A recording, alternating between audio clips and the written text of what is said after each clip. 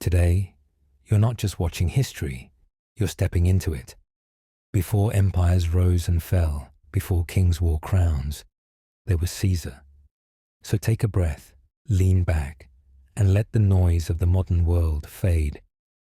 You're about to hear the true story of a man who built an empire from ambition and fell to the blade of betrayal. This is Julius Caesar. This is Tales Unbound. To most, he is remembered by a single name, Caesar. That word alone has outlived kingdoms, ideologies, and empires. It summons visions of sweeping ambition, strategic brilliance, and a downfall so dramatic that it still reverberates through the corridors of history more than 2,000 years later. His legacy is etched not only in marble statues and crumbling ruins, but in the very language of power, where Caesar became Kaiser, became Tsar, became a symbol for absolute rule.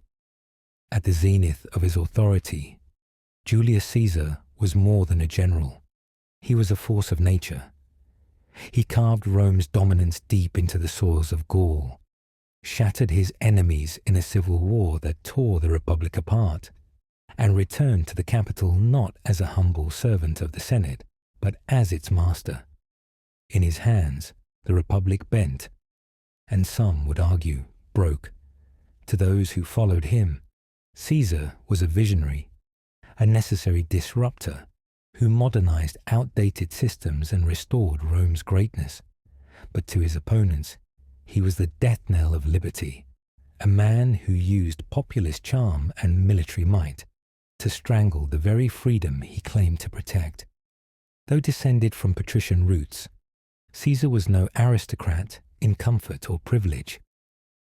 His family's prestige had long eroded by the time he came of age, leaving him with little more than a famous name and a relentless will.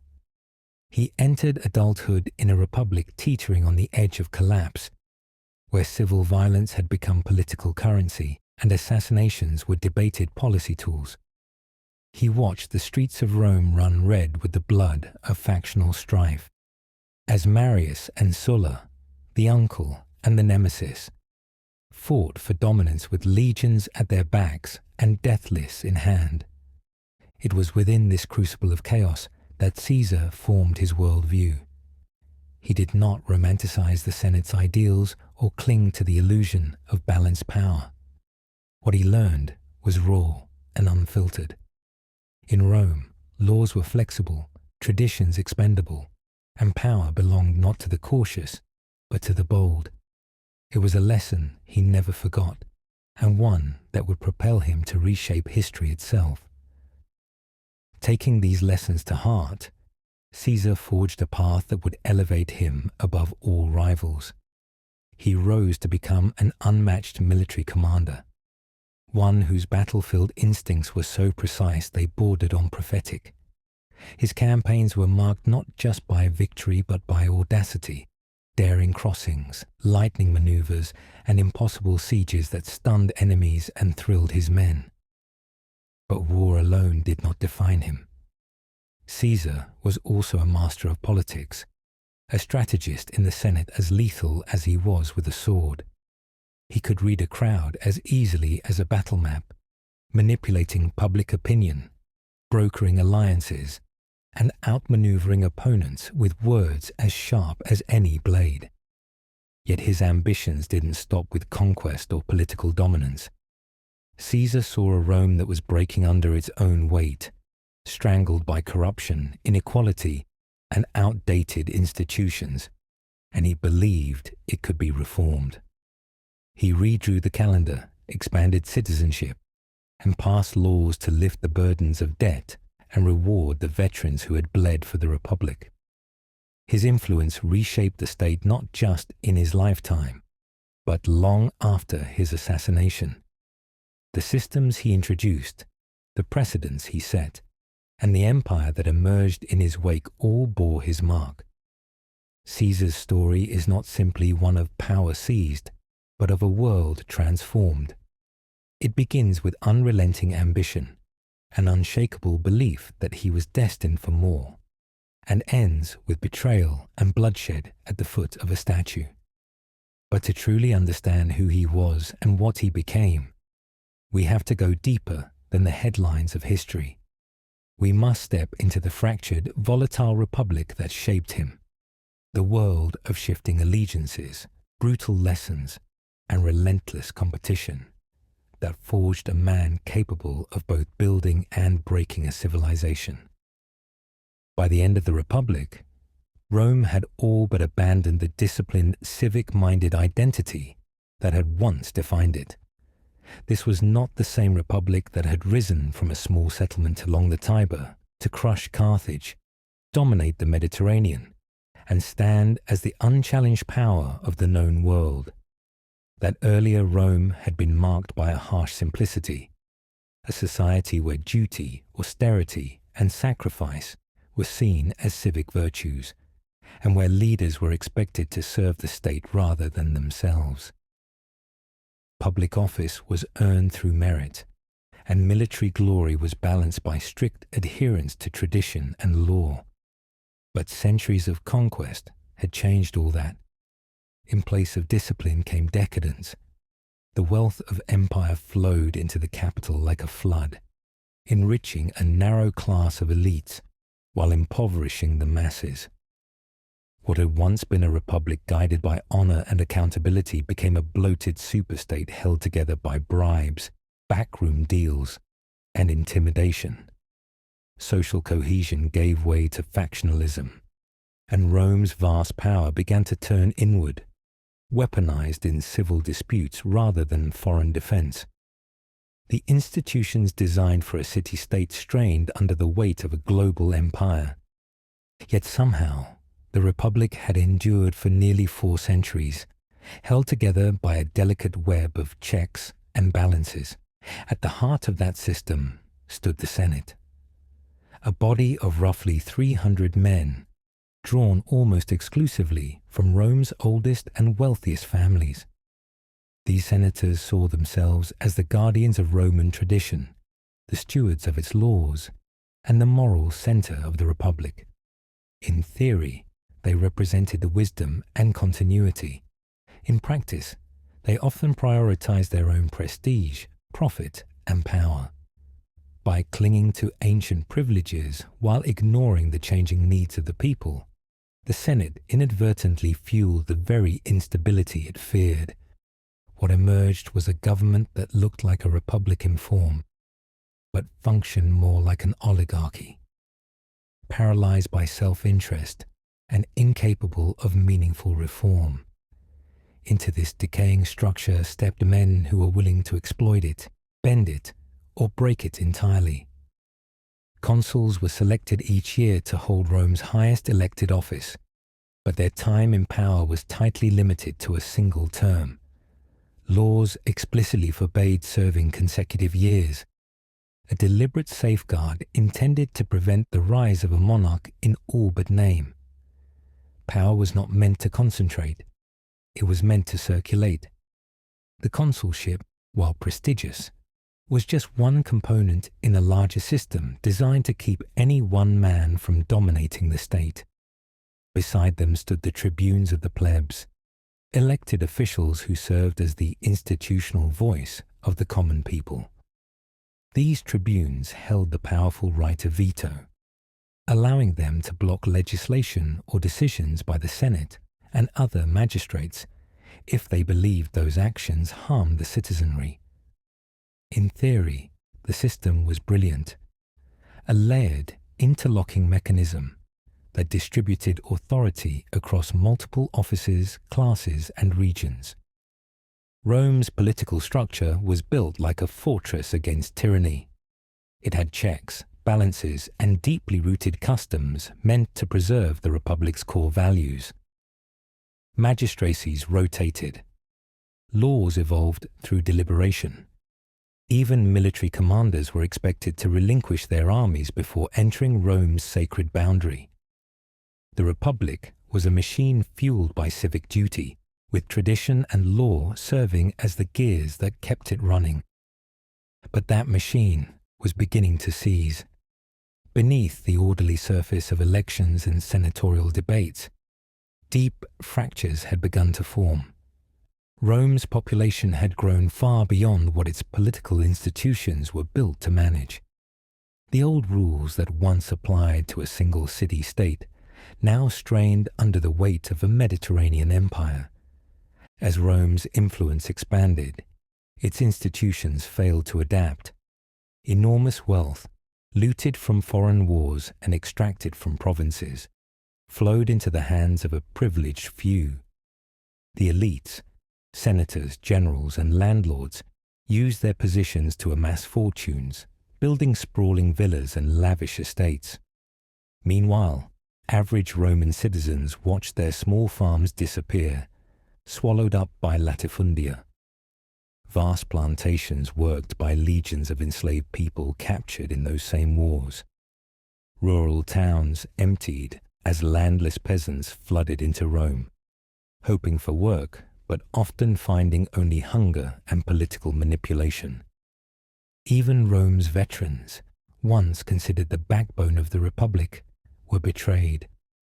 After years of brutal service on distant frontiers, they returned home expecting land, security, and gratitude. Instead, they found their farms repossessed, their families struggling, and their sacrifices ignored. Many became little more than tools in the hands of powerful generals who promised rewards the state would no longer guarantee. In this growing imbalance between rich and poor, between citizen and senator, the Republic's elegant design began to fracture, and from those cracks, new kinds of power began to emerge. The gap between the patrician elite and the plebeians, long embedded in Rome's social fabric, widened into a chasm too vast to bridge. What had once been a layered but functional hierarchy collapsed into two opposing classes: the ruling few and the struggling many. The Senate, once a council of elders charged with safeguarding the Republic's values, had devolved into an exclusive club of aristocrats obsessed with prestige, profit, and personal rivalries. Authority no longer rested in service or virtue. It concentrated in lineage, wealth, and private influence. Political offices, once hard-won through merit and experience, became tokens exchanged among a shrinking number of noble houses. Rome's ancient families, the so-called stewards of the state, now treated the Republic like inherited property. They leased out public land for personal gain, rigged elections with bribes, and dictated laws in backroom meetings. Their homes, once modest and in service of civic humility, turned into palatial compounds decorated with Greek sculptures and foreign luxuries.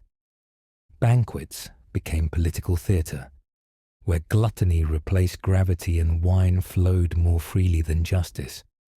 While senators reclined on ivory couches, the common people crowded into tenement slums, scraping by on grain handouts and empty promises.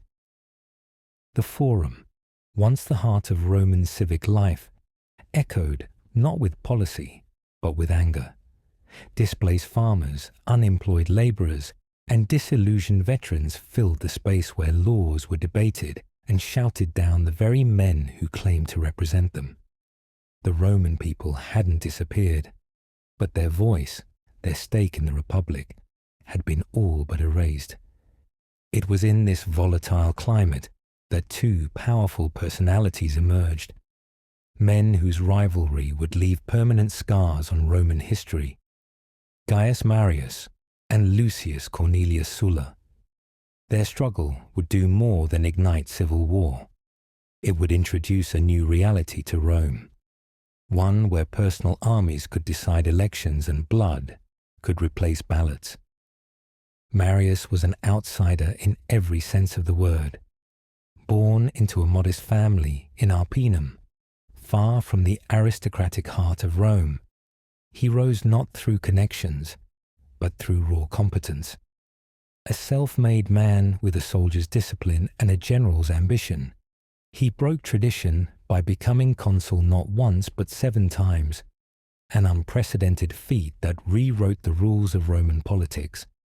He championed the cause of the common citizen and drew his strength from them in return.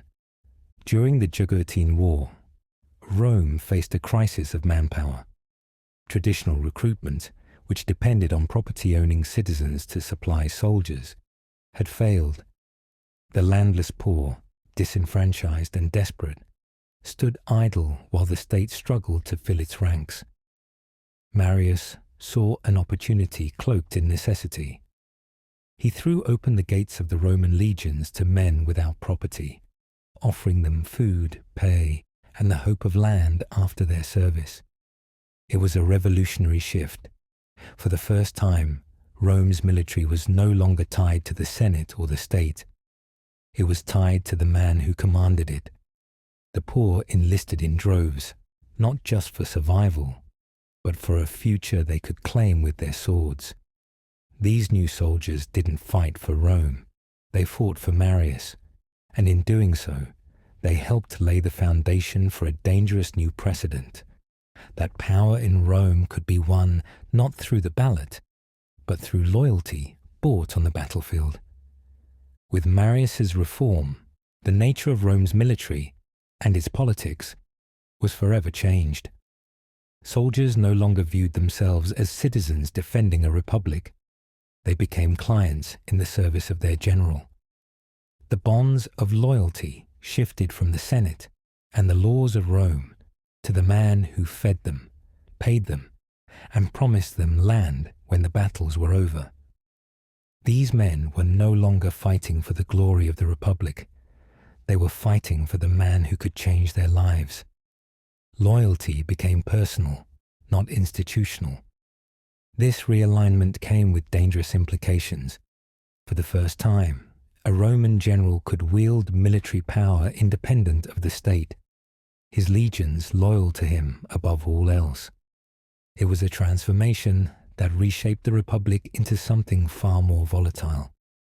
Marius, in trying to fix a broken system, had unknowingly set fire to the foundation of Roman politics. What began as a practical reform to fill the ranks of Rome's armies became the prototype for strongmen who would command their own private legions, conquer Rome itself, and unravel centuries of constitutional balance. Opposite Marius stood Lucius Cornelius Sulla, a man of aristocratic birth and iron conviction. Sulla was everything Marius was not. Born into nobility, deeply conservative, and a fierce defender of senatorial privilege, he viewed the old order not as outdated, but as sacred. The two men, uncle and adversary in the life of young Julius Caesar, would drag Rome into a brutal conflict that exposed the true fragility of the Republic. Their rivalry erupted into open warfare, and Rome descended into chaos. It wasn't civil unrest, it was civil war. Legions marched not against foreign enemies, but against fellow Romans. Cities were burned, families were torn apart, and the streets of the capital flowed with Roman blood. Sulla, cold and methodical, introduced one of the darkest tools in Rome's political arsenal, the proscriptio. These were official death lists posted in public, naming enemies of the state, many of whom were guilty of nothing more than political disloyalty or holding land that a powerful man wanted. Their property was seized. Their lives were forfeit. Neighbors turned on neighbors. Informants became wealthy. No one felt safe. The Republic was still standing, but it no longer felt like Rome. Once he had crushed his opposition, Sulla did something that shattered precedent and rewrote the meaning of power. He declared himself dictator. Not for 6 months, as Roman law permitted during emergencies, but indefinitely.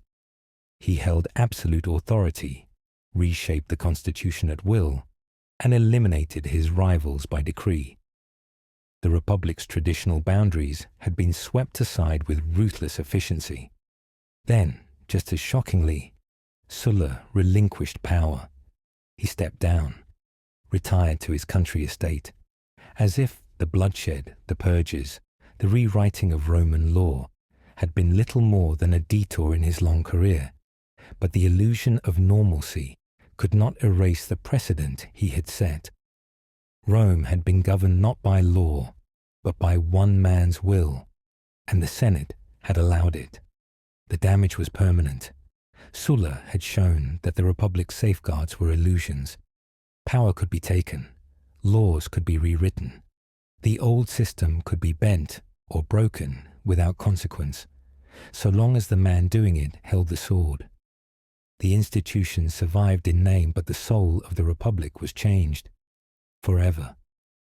Watching all of this from the edge of the stage was a young Gaius Julius Caesar. He saw everything. He saw how fear could paralyze the Senate, how the people would follow a strong hand, how armies could crown a man king in all but title. And he understood what neither Marius nor Sulla fully grasped, that a man who combined the populist energy of Marius with the ruthlessness of Sulla could rule not as a reactionary, but as destiny itself. Marius had revealed the political power of a general loved by his soldiers. Sulla had shown how deeply the Republic's rules could be manipulated. Caesar took both lessons and refined them. He would not merely wield the system, he would remake it. By the time Caesar, sharp-eyed, charismatic, and endlessly ambitious, began his ascent through the Roman ranks, the Republic still looked whole. The Senate still met. The magistrates still wore their purple stripes. The laws were still quoted in debates. But underneath that familiar shell, the foundation was rotting. Corruption had seeped into every level of governance. Elections were openly bought. Offices were auctioned. Provincial governors viewed their assignments not as civic duty, but as business opportunities, tools to extract wealth through extortion and bribery. Trials were decided not by justice, but by influence and gold. Rome still performed its civic rituals, but they were hollow. Laws were written, passed, and ignored. Courts functioned only for the connected. The Senate debated endlessly, but achieved nothing. The Republic had become a facade, its gears still turning, but its purpose lost. Its soul, long the guiding light of Roman virtue and balance, had slipped away. Rome stood victorious over the world, yet helpless to rule itself. Its legions had conquered the Mediterranean, subjugated distant kingdoms, and turned rival empires into client states. From Hispania in the west to the deserts of the east, Roman banners flew above once proud cities, but beneath the triumphs, the marble temples, and the iron discipline of the legions, the Republic was breaking. The very system that had once elevated citizen over king and state over ambition was now buckling under its own contradictions. Political violence had become ritual. Elections were bought and sold. The Senate, once revered as the steward of Roman virtue, had become an aristocratic battleground of egos, more concerned with protecting privilege than governing an empire. Wealth pooled in the hands of a few. Veterans were discarded like tools once wars ended. Grain riots shook the streets. Mobs silenced reason. Bribes replaced ballots. Rome, master of the world, had become a prisoner of its own traditions. And so, it waited. Not for peace or reform or consensus. Those illusions had long since faded. It waited for someone who could bridge the chasm between classes, between law and power, between myth and man. A leader who could speak the language of the mob, yet hold court among the elite. Someone who could preach the virtues of the Republic while quietly reshaping it into something new. The curtain was rising. The stage was set. The old actors, senators, generals, tribunes moved about, rehearsing the same tired roles unaware that their lines no longer held meaning. And just off stage, observing every cue, stood the man who would become Rome's ultimate savior, and its undoing. Gaius Julius Caesar was born on July 13th, 100 BC, into the ancient Julian clan, an old name in Rome, one that traced its lineage back to the gods. According to legend, the Julii descended from Iulus, the son of Aeneas, who himself was the son of Venus, goddess of love. It was a mythic ancestry, invoked in ceremonies and used to inspire awe among the people. But in the practical world of Roman politics, where land, wealth, and alliances carried more weight than bloodlines, this divine heritage offered little protection. By Caesar's time, the Julian family had fallen from prominence. They retained their patrician status, a title more ceremonial than powerful, but their fortune had faded. While others of noble birth dined on marble terraces atop the Palatine Hill, the Julians lived in the Subura, a tightly packed, chaotic neighborhood of Rome, known for its noise, crime, and relentless energy. It was a world of merchants, craftsmen, and criminals, hardly the backdrop one would expect for the upbringing of a man who would one day dictate the fate of an empire. His father, also named Gaius Julius Caesar, was a man of modest accomplishment. He rose as far as the praetorship, an important office, but never reached the consulship, the apex of Roman political life. Still, he was respected, and his connections helped maintain the family's fragile standing. But when Caesar was only 16, tragedy struck. His father died suddenly, and the young boy was forced to assume the role of head of the household. In Rome, such a loss wasn't just personal, it was political. Status and security hinged on the ability to navigate alliances, to marry well, to command respect. With his father gone, Caesar stood exposed, vulnerable, but within him stirred something few had recognized, a will that would not be caged by misfortune. The ancient biographer Suetonius would later write that Caesar's ambition was ignited in youth, not by luxury or privilege, but by a deep, unshakable need to make his mark. He could not bear the idea of a life forgotten. He wasn't content to be a nobleman or an official. He wanted to be a name that endured. And so, like many great men in history, Caesar's destiny was shaped not by a father, but by a mother. Aurelia Cotta, his mother, was not a woman of indulgence or softness. She was known for her intellect, discipline, and moral strength, a model of Roman matronly virtue. In a society that dismissed women from public affairs, Aurelia ruled her household with subtle political savvy and unwavering standards. She expected excellence and demanded composure. Under her watchful eye, Caesar learned to read and speak with elegance, to carry himself with quiet dignity, and to think not like a child of privilege, but like a man who must earn power. She taught him the power of language, the discipline of self-control, and the importance of appearances, lessons that would define Caesar's rise. Her influence can be seen in the way he held himself later in life, impeccably dressed, charming, yet always a step ahead of his rivals.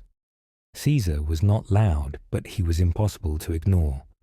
He entered rooms with silence, and yet the air changed. As a teenager, he began studying rhetoric and philosophy, preparing for the life of public service expected of Rome's upper class. But his education, though thorough, would be only the beginning. The Republic was unstable, and Rome's streets were often more instructive than its tutors. Caesar was growing up in a city haunted by recent civil war, one that had pitted the populist Marius against the conservative Sulla. And in that war, Caesar had blood ties to both. From this contradiction, noble name, modest wealth, public duty, personal ambition, aristocratic birth, plebeian neighborhood, Caesar began to develop his most dangerous and powerful trait. He could be anyone to anyone. To the Senate, he could speak in refined Latin and invoke the virtues of Cincinnatus and Romulus. To the people, he could joke in the marketplace and promise land, grain, and glory.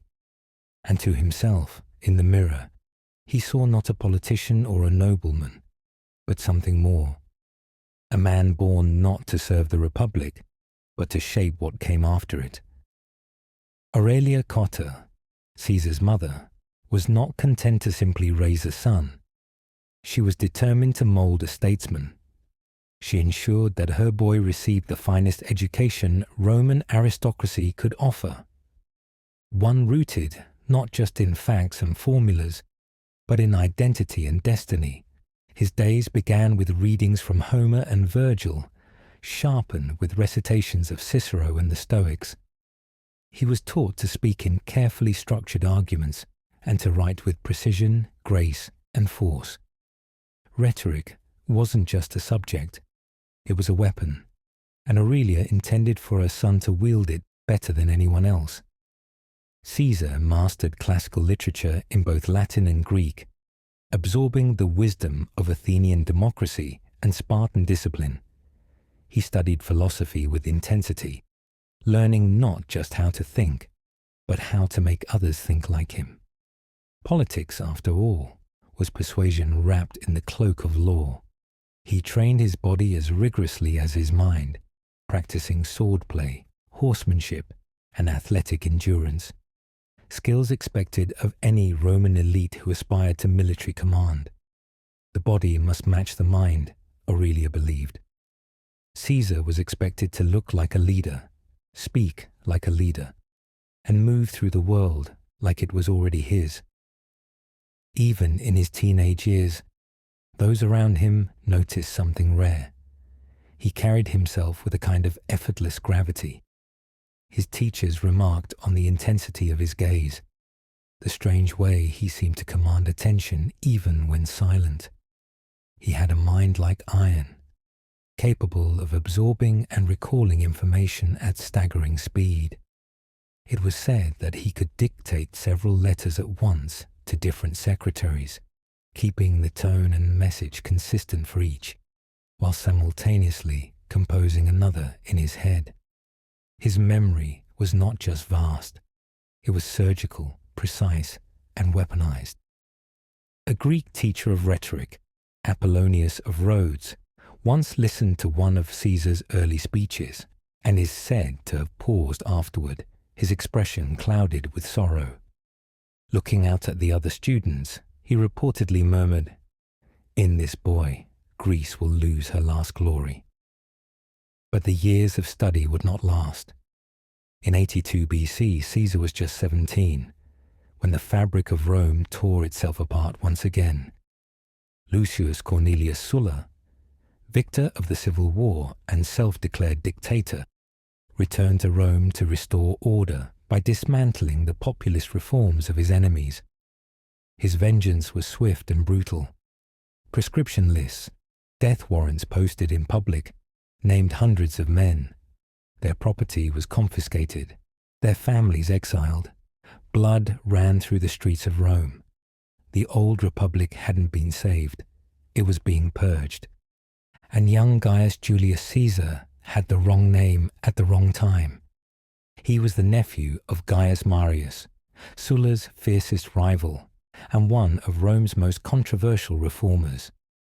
Worse still, Caesar had married Cornelia, the daughter of Lucius Cornelius Cinna, another enemy of Sulla who had been killed years earlier. These weren't just family ties, they were political statements. Caesar had chosen his side, and Sulla had taken notice. The dictator summoned Caesar and gave him an ultimatum: divorce Cornelia or lose everything. For many, it would have been an easy decision. A young man, barely out of boyhood, faced with the absolute ruler of Rome, His life, his property, and his future hung in the balance. But Caesar's answer was simple and defiant. He refused to renounce his wife. He refused to renounce his blood. It was his first political stand, and it almost cost him his life. Sulla reacted as expected. He stripped Caesar of his inheritance, revoked his priesthood as Flamen Dielis, and placed him under surveillance. Some say he even ordered his execution, only to be dissuaded by influential friends of the Julian family. One of them pleaded, "He is only a boy." Sulla's response would become infamous. "Perhaps, but in that boy I see many Mariuses." With a death warrant hanging over him, Caesar vanished into the countryside. He became a fugitive, moving under cover of night from one villa to the next, living off the charity of allies too terrified to speak his name aloud. His noble garments were replaced by peasant rags. He slept in barns, caves, and malarial swamps, where he contracted fevers that would plague him for the rest of his life. He dodged Sulla's men, bribed local patrols, and survived on the thinnest thread of luck and courage. But these months in hiding did more than just test his endurance. They refined his character. Caesar saw firsthand how fragile the Republic's laws truly were, how quickly the illusion of justice collapsed in the face of power. The Senate had no spine, the Republic had no protector, only force mattered, and he was learning to master it. When Sulla finally stepped down and died in 78 BC, Caesar emerged from exile, not broken, but hardened. While other patricians had spent their youth climbing the ranks and exchanging favors, Caesar had spent his learning to survive, to adapt, and to endure. He returned to Rome with no office, no fortune, and no safety net, but with something more dangerous than all three: a reason. Eventually, Caesar's maternal relatives interceded on his behalf, appealing to Sulla's inner circle for clemency. Reluctantly, the dictator agreed to spare the young man, but not without a warning. According to legend, Sulla muttered as they left, "Take him then, but remember, in that boy, I see many Mariuses." The words fell like a curse, a prophecy spoken aloud by one who had bent the Republic to his will and knew the scent of dangerous ambition when he saw it. Whether apocryphal or not, the quote would be retold for generations, and history would come to see it as grimly prescient. Sulla had recognized something in Caesar that many others missed, an unrelenting drive cloaked in charm that could not be softened by privilege or tempered by tradition. Even as a youth, Caesar projected an intensity that made him impossible to ignore. Behind his composure was something deeper, a hunger for legacy that would not be satisfied with Senate speeches or ceremonial honors. His brush with death, the loss of his inheritance, and the stripping of his priesthood didn't break him. They forged him. Forced into hiding, Caesar wandered from safe house to safe house, sleeping in marshes and evading capture. He was no longer a nobleman. He was a fugitive, surviving on the fringes of a society he would one day dominate. Exile became his education. While other patricians advanced in Rome through connections and comfort, Caesar learned how to live among the people, among fishermen, laborers, and common soldiers. He learned their fears, their humor, their loyalty, and, crucially, how to speak to them in a way that felt personal. This ability to communicate across class lines would become one of the most potent weapons in his arsenal. He also saw firsthand how fragile the veneer of Roman law truly was. One moment, a man could stand protected by centuries of custom. The next, he could be outlawed, hunted, and executed, all under the thin guise of legality. It wasn't justice that preserved a life in Rome. It was power. He never forgot that. When Sulla finally stepped down in 78 BC, retreating to his estate to live out his days in retirement, the young Caesar returned to a Rome fundamentally altered. The Republic still functioned in appearance. The Senate met. Elections occurred. Rituals continued. But the underlying trust in the system had vanished. What Sulla had proven, and Caesar had witnessed, was that bold men could bend the law to their will and walk away unscathed. The Rome he returned to was a shadow of the Republic he had once studied as a boy. The facade remained. Magistrates wore the purple-striped togas, and public offices were still recited with reverence. But behind that curtain, the foundations had shifted. The rule of law had become optional for those with the means to ignore it. Precedent, once sacred, had been casually shattered. Tradition could now be bypassed by audacity. And Caesar understood what that meant. He saw that Rome was no longer governed by balance and restraint. It was governed by will. To the right man, with popular support behind him, soldiers at his command, and the nerve to seize opportunity, there were no more ceilings, no more limitations, no more boundaries that couldn't be crossed. When he walked back into the city, he did so without wealth, without office, and without protection. But he had something more valuable, a famous name with echoes of myth, an acute political instinct sharpened by hardship, and an unshakable belief that his life was meant for greatness. Caesar had stared death in the face and survived. That kind of clarity makes a man dangerous.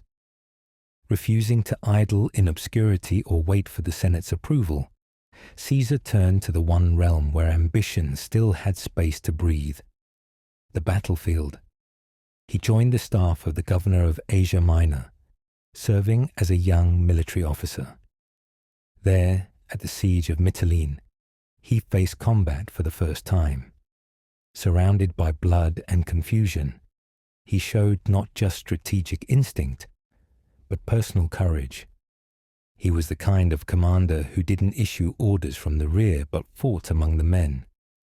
That reputation, of being fearless in the mud as well as in the Senate, would follow him for life. Not long after, he was dispatched to the court of King Nicomedes of Bithynia to negotiate naval assistance. What began as a short diplomatic mission turned into a protracted stay. Whispers soon spread. Accusations that the young Roman had engaged in an inappropriate relationship with the aging king. In Rome, such rumors were poison.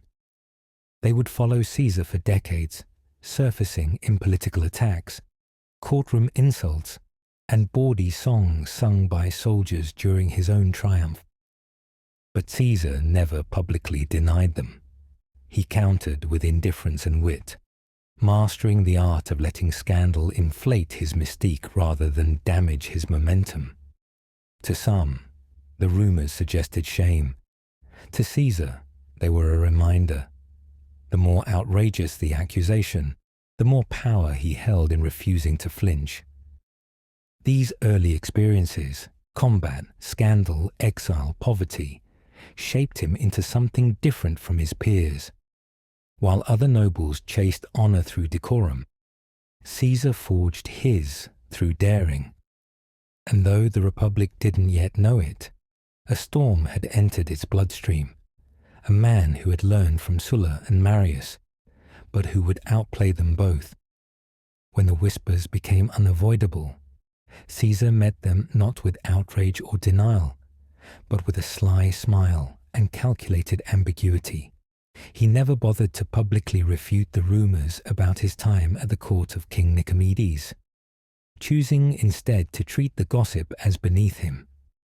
In doing so, he mastered the art of turning scandal into intrigue. By allowing such talk to circulate unchecked, Caesar became something more than just a rising politician. He became a figure of fascination. Was he shameless, untouchable? a man of flexible morals or just supreme confidence. No one could say for certain, and that mystery only added to his growing legend. In Rome, ambiguity was a powerful weapon, and Caesar wielded it expertly.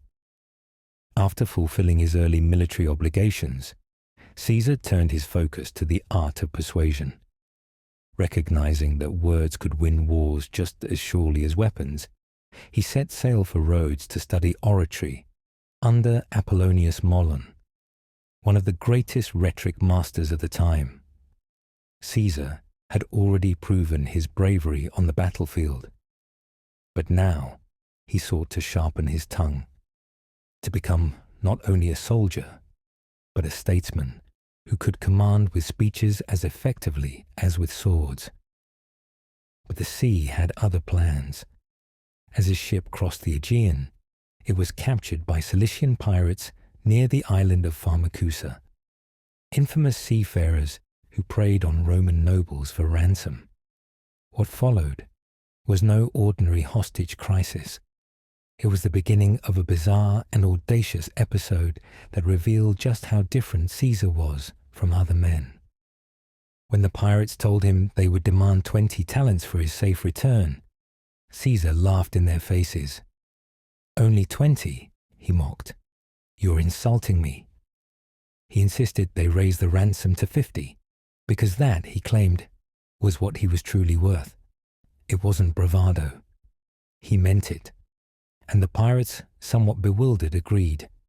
After all, how could they say no to a man so confident that he negotiated his own ransom upward?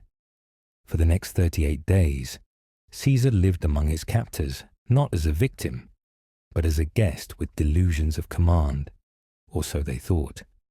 He walked freely about the deck. He ate with them, told them to be quiet while he napped, and even joined in their games. He recited poetry and delivered speeches aloud, occasionally mocking the pirates for their poor taste when they failed to appreciate his performance. But amid the jest, he made one thing chillingly clear. Once he was free, he would hunt them down and crucify them all. He said it often, so often, in fact, that the pirates began laughing whenever he brought it up. They should have listened. As soon as the ransom was paid and Caesar released, he didn't return home in gratitude or relief.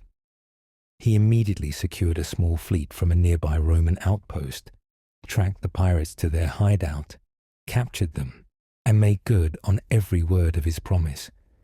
He had them crucified, every last one of them. But true to his peculiar brand of clemency, he ordered their throats cut first to spare them the slow agony of death by crucifixion. It was mercy, but on his terms. Ruthless and controlled. This was Caesar, charming, clever, and cold when necessary. The episode sent a clear message to everyone watching. Caesar was not to be underestimated. He didn't just survive hardship, he rewrote the rules of it. Where most nobles might have crumbled, begged, or raged, Caesar played host, took names, and delivered justice with surgical efficiency. This was not the behavior of an ordinary Roman aristocrat. It was the beginning of something far more formidable. When Caesar received word in 78 BC that Sulla had died, he knew his moment had come. The old dictator's grip on Rome had finally relaxed, and the political battlefield was open once again. Caesar returned to the capital with a clear mission, not to restore the old system, but to surpass it. The cursus honorum, Rome's ladder of public office, was a rigid sequence meant to mold citizens into cautious, tradition-bound leaders. Quaestor, edile, praetor, consul. It was meant to take decades. Caesar had no intention of waiting decades. He wasn't interested in climbing slowly or safely. He was interested in acceleration, disruption, and visibility. And so he did something radical. He chose not to live on the Palatine Hill among Rome's upper crust. but in the crowded working-class Sabura district, noisy, dirty, and alive. There, surrounded by shopkeepers, beggars, and day laborers, Caesar built a base of support from the ground up. He spent recklessly on games, banquets, and public favors, well beyond his means. But every coin he borrowed bought something more valuable than gold: loyalty. He knew that favors create followers, and followers create momentum. He wasn't buying luxuries, he was buying a future. Caesar turned personal debt into political capital, and one handshake at a time, he constructed a network that would one day deliver him absolute power.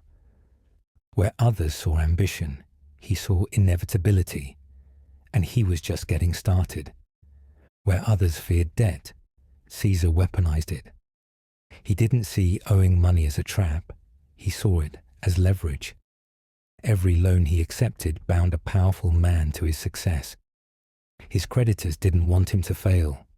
They needed him to win. Their fortunes became entangled with his ambition. In a city where reputation was currency and favors were more valuable than gold, Caesar understood that owing the right people made him indispensable. While other senators scrambled to maintain solvency, Caesar pushed deeper into the red, confident that rising fast would erase what rising slowly could never repay. His first bold political gesture didn't come in the Senate chamber or on the battlefield. It came at a funeral. When his Aunt Julia died, Caesar turned her passing into a stage. Julia had been the wife of Gaius Marius, the man who had reshaped the army and stood at the center of a bitter civil war. Sulla had tried to erase Marius from memory. His statues were removed, his honors stripped, and his name spoken in hushed tones. But Caesar defied that silence. During Julia's funeral procession, he paraded images of Marius through the streets, banners, busts, and ancestral masks that hadn't been seen in decades. It was a calculated provocation, a public statement drenched in both nostalgia and rebellion. The response was electric. The Roman people, many of whom had benefited from Marius's reforms or mourned his fall, erupted in support. What was supposed to be a quiet family event became a populist thunderclap.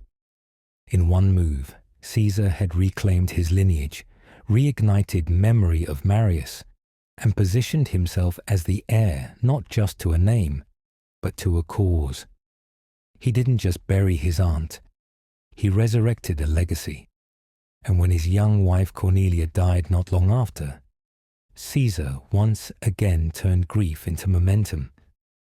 His funeral oration, delivered with passion, poise, and rhetorical brilliance, moved the crowd to silence and tears. This wasn't a speech. It was a performance, and it revealed something more than eloquence. It revealed his power to stir emotion, to direct public feeling like a general commanding troops. His voice wasn't just persuasive, it was becoming dangerous. It could mobilize. In 69 BC, Caesar achieved his first real step up the ladder of Roman politics. He was elected quaestor.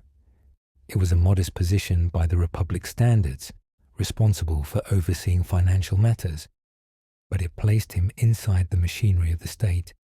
He was assigned to Spain, where his administrative duties intersected with military command. There, far from the Senate's gaze and Rome's clamor, Caesar had a moment of private reckoning. Standing before a statue of Alexander the Great, only a few years older than himself when he had conquered much of the known world, Caesar wept. By comparison, he had done nothing. The realization didn't discourage him, it inflamed him. He wouldn't let time slip by quietly. Greatness, he believed, wasn't inherited. It was taken. That inner fire pushed him harder. He returned to Rome with new urgency. His speeches became sharper, his gestures bolder. The pace of his ascent accelerated, and the old guard began to feel the pressure. Caesar didn't respect boundaries. He saw them as challenges to outmaneuver. He cemented his place in Rome's elite not through tradition, but through strategy. His marriage to Pompeia, granddaughter of Sulla, was a masterstroke. The symbolism was obvious and intentional. The nephew of Marius now tied by blood to the family of Sulla. Caesar wasn't just reconciling old enemies, he was absorbing their power. Each alliance, each calculated step, brought him closer to the center of Rome's volatile political storm. When he became Aedile in 65 BC, he turned what should have been a routine administrative position into a spectacle that rocked the capital. Gladiator games, originally modest affairs, were exploded into grand displays. He equipped fighters with silver armor, hosted public banquets that fed thousands, and commissioned temples and monuments that shimmered like gifts from the gods. The streets of Rome had never seen anything like it. The people cheered, the Senate winced, and the dead, monumental. But Caesar didn't blink. He knew what he was buying: devotion, awe, and the sense that he was inevitable. The cost was staggering, but Caesar didn't measure success in coins. He measured it in headlines, whispers, and the widening orbit of his influence. He wasn't just building favor, he was building myth. In 63 BC, the Republic trembled under the threat of revolution. The Catiline conspiracy, a plot to overthrow the government by force, sent Rome into a panic. The Senate wanted blood. Led by the stoic and unyielding Cato the Younger, many demanded the immediate execution of the conspirators without trial. It was a moment that would define Caesar's political philosophy and his personal courage. He stepped forward not with fury, but with calm.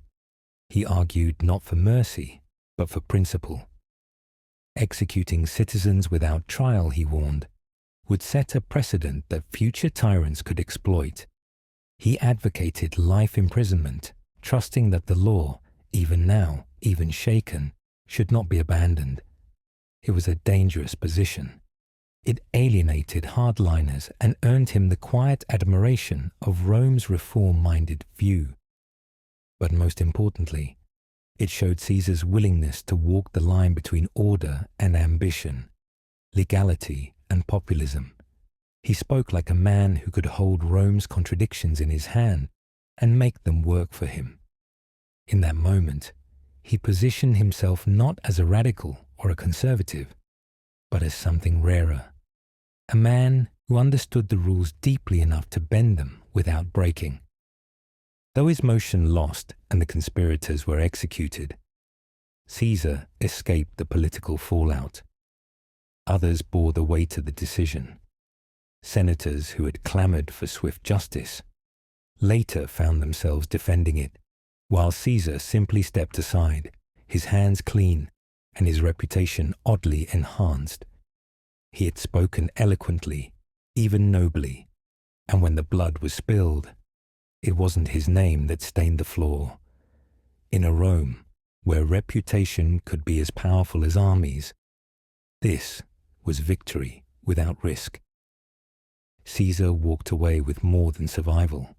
He walked away with momentum. That same year, he pulled off one of the most surprising and audacious feats of his early career. He won election as Pontifex Maximus, Rome's chief religious official. The position had always been reserved for elder statesmen and deeply pious men, guardians of sacred law, tradition, and ritual. Caesar was none of those things. He was young, ambitious, and known more for his political cunning than any kind of spiritual devotion. But he wanted the title, and he understood what it could offer. To win, Caesar didn't just outmaneuver his rivals. He buried them under an avalanche of charm, favors, and cold, hard bribes. He canvassed Rome like a man possessed, courting both senators and commoners, promising what he had to and implying the rest. His opponents were stunned. He wasn't supposed to win, but he did. And in doing so, Caesar proved something critical, that he could bend even the oldest institutions to his will. The office gave him more than religious prestige. It gave him physical space in the heart of the Roman Forum, a residence at the symbolic core of public life. Caesar wasn't just politically present now. He was literally and spiritually embedded in the daily rhythm of the city. Every ceremony, every sacred rite now carried his name. And though few believed his religious sincerity, none could deny the brilliance of the move. It was subtle, patient empire-building disguised as piety. But behind the grandeur loomed a mounting crisis: debt. Caesar's constant spending on games, spectacles, favors, and political machines had caught up to him. When he was appointed governor of Further Spain in 61 BC, he was nearly bankrupt. Legally, he couldn't leave Rome while so indebted. The solution? He turned to the only man in Rome with pockets deep enough and ambition sharp enough to help: Marcus Licinius Crassus. Crassus paid off or guaranteed Caesar's debts, more than 20 million sesterces, just so he could legally leave the city and take up his post. Spain changed everything. There, Caesar discovered the formula that would come to define him: conquest and coin. He waged aggressive campaigns against the Lusitanians and other local tribes, seizing plunder and imposing order. The victories gave him military credentials, but more importantly, they gave him cash. The spoils of war allowed him to clear his debts, reward his supporters, and build the kind of personal fortune that made future independence possible.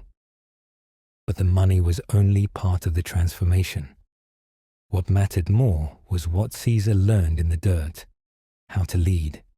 He didn't command from a tent. He marched in the mud, bled in the sun, and endured hunger beside his men. They saw him not as a distant patrician, but as one of them, a general who fought, suffered, and laughed in their ranks. Their loyalty was not to the Republic, it was to him.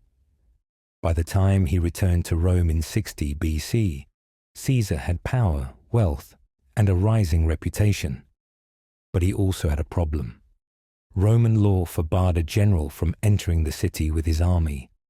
If he wanted to celebrate a triumph, Rome's greatest military honor, he had to remain outside the pomerium, the sacred boundary of the city. But if he wanted to run for consul, Rome's highest office, he had to be inside that boundary, and he had to do it immediately. The Senate refused to make an exception. They saw the threat he posed and denied him both options. He had to choose glory or power. Caesar didn't hesitate. He gave up the triumph and walked into Rome alone, unarmed, uncelebrated, and deadly serious. He wasn't after applause. He was after control. To win the consulship, however, he needed more than votes. He needed an alliance, one that could overpower the Senate's obstruction and crush any opposition. And so Caesar reached out to two men who, like him, had been blocked by the old guard. First was Pompey the Great, Rome's most celebrated general. He had conquered the East, returned with unimaginable wealth, and was adored by his legions. But the Senate refused to ratify his eastern settlements or grant land to his veterans. They feared his influence, and so they stalled him. Second was Crassus, the richest man in Rome. He controlled banks, businesses, and an empire of favors. But he lacked popular appeal. The Senate used his ambition and money, but kept him at arm's length. He was wealthy, but politically starved. Caesar, Pompey, and Crassus, each man held something the others lacked. Caesar had charisma, popular support, and rising momentum. Pompey had military prestige. Crassus had gold. Separately, they were threats. Together, they were unstoppable. And so, they formed a secret pact, the First Triumvirate, an informal alliance to bypass the Senate, bend the Republic, and secure their mutual goals. Behind the scenes, they divvied up influence. Laws for Caesar, land for Pompey's soldiers, tax breaks for Crassus's allies. They didn't just share power, they monopolized it. Rome didn't know it yet, but the Republic had just shifted. The Senate still met. The elections still occurred. But real control now belonged to three men, not by official decree, but by force of ambition. The rules of the game had changed, and Caesar was writing them. Trying to undercut Caesar's rise, the Senate pulled a familiar trick, assigning him a dead-end governorship. Instead of granting him a prestigious province rich in opportunity, they handed him the political equivalent of exile, remote fields and forgotten villages in the wooded backcountry of Italy. It was a slap in the face, cloaked in legality. The message was clear. His ambition would be buried beneath provincial irrelevance. No military glory, no plunder, no platform. Just trees, taxes, and obscurity. But the insult didn't land as intended. Instead, it lit a fire. Backed by Pompey's veterans, who remembered the man who had fought for their land, and Crassus's immense wealth, Caesar mounted a campaign that overwhelmed the Senate's resistance. His popularity among the masses surged. His connections in the forum became a machine of influence and intimidation. Bribes flowed. Soldiers lingered conspicuously on street corners. The Republic still had laws, but they were no match for momentum. In 59 BC, Caesar was elected consul, Rome's highest office, and not in a landslide, in a siege. The campaign wasn't subtle, and neither was the aftermath. As soon as Caesar took office, he made it clear he wasn't there to preserve the old order. He was there to rewrite it. His co-consul, Marcus Calpurnius Bibulus, attempted to block him at every turn, citing religious omens and procedural technicalities. But Bibulus misjudged the tone of the times. When he tried to assert control, he was assaulted by Caesar's street mobs, doused with filth, chased from the forum, and forced to lock himself inside his home for the remainder of the year. The public found humor in the humiliation. Satirical graffiti and jokes quickly spread. This is not the year of Caesar and Bibulus. It's the year of Caesar and Caesar. But behind the humor was a truth that terrified the Senate. For the first time, one man was governing Rome. Caesar's term as consul was a study in contradiction. He was ruthlessly strategic, capable of bulldozing opposition and weaponizing the crowd. But he also pushed through reforms with real substance. He didn't just seek power, he sought transformation. He enacted land distributions to Pompey's veterans and Rome's poorest citizens, not only fulfilling promises, but building permanent generational loyalty. He founded colonies to relieve urban overcrowding and unemployment, giving the restless masses a place to go and a reason to support him. He ratified Pompey's eastern settlements, delivering on the general's foreign conquests and securing Pompey's continued allegiance. And for Crassus, he passed legislation that ensured profitable tax contracts for his equestrian clients, securing favors with the wealthiest class of financiers. It was payback for his allies and payoff for his future. When the Senate pushed back, Caesar didn't argue. He overrode. Instead of working through hostile senators, he took his laws directly to the People's Assembly, bypassing the aristocracy altogether. He used the tools of the Republic against itself, turning procedural rights into political weapons. He wasn't breaking the rules. He was bending them so completely that they became unrecognizable. Critics were horrified. The conservative historian Dio Cassius would later describe Caesar's consulship as less a term in office and more an occupation. He ruled Rome, Dio wrote, as if it were a conquered city. To the Senate, it felt like an invasion from within. But to the people, Caesar was a whirlwind of action. While senators argued, he built. While others clung to privilege, he distributed land. While they schemed, he legislated. His Julian laws tackled long-neglected crises, land reform for the dispossessed, debt relief for the crushed, and anti-corruption statutes aimed at Rome's decaying institutions. He restructured the chaotic and abusive tax farming system in Asia, curbing the worst excesses of Roman governors and profiteering collectors. This didn't just win him popularity in the provinces. It made him look like a statesman with an empire-wide vision. And in a move both brilliant and dangerous, Caesar made the Senate's meetings public, literally.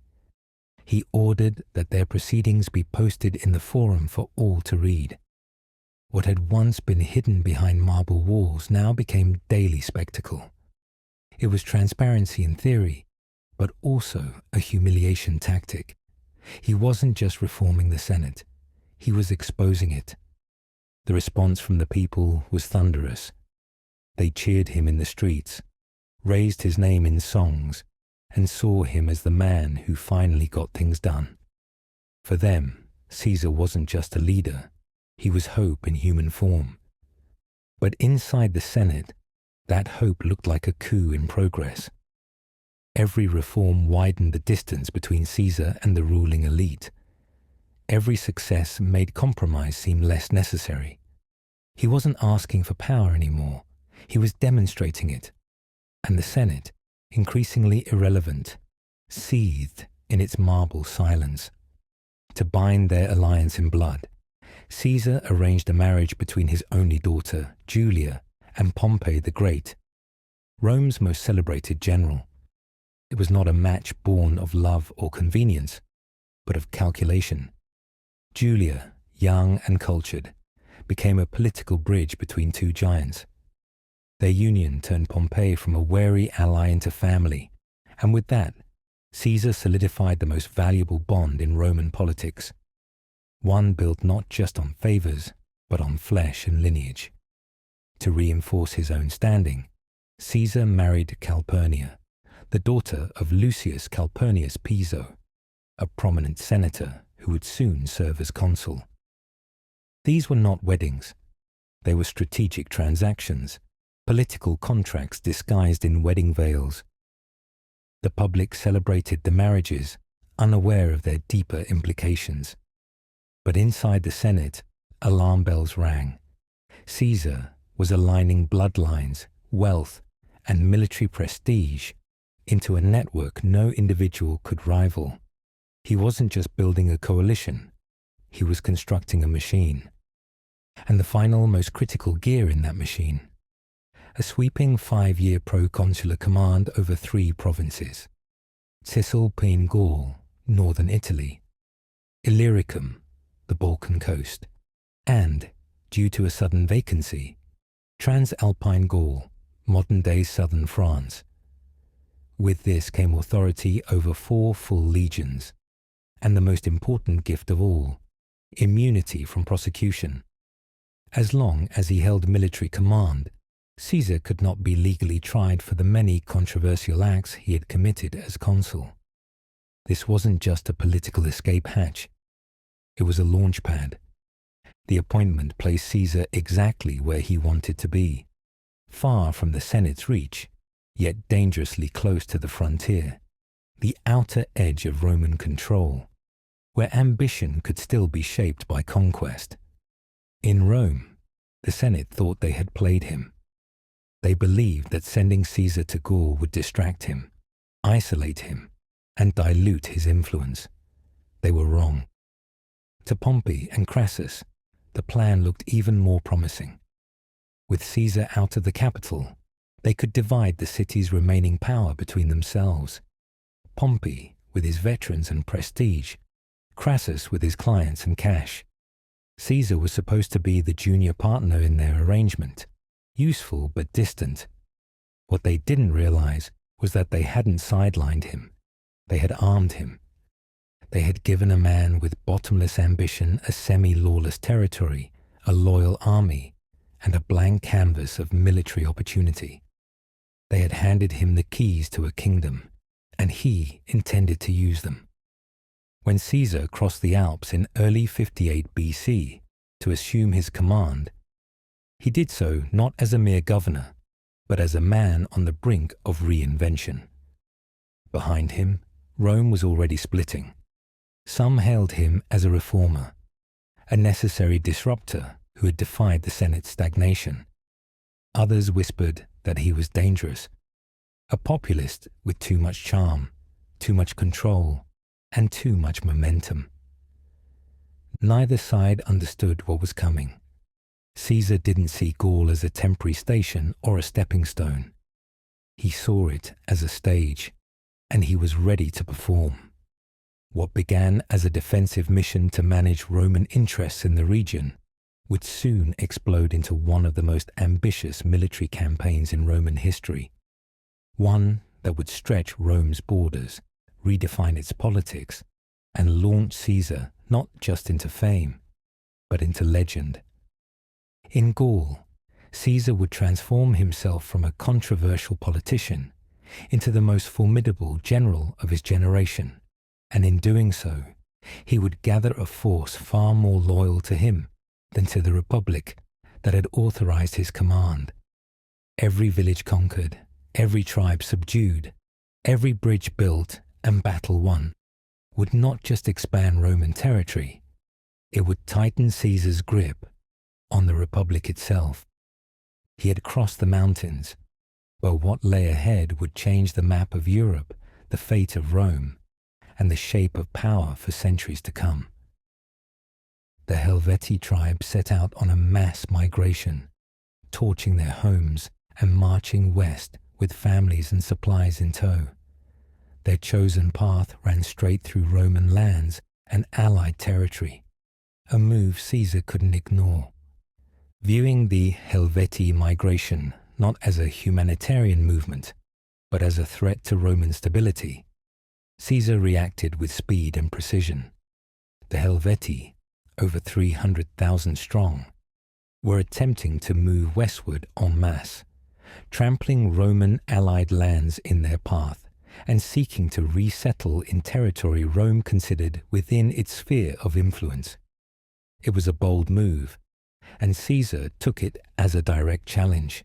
He raised his legions, summoned allied reinforcements, and intercepted the migrating tribes with cold determination.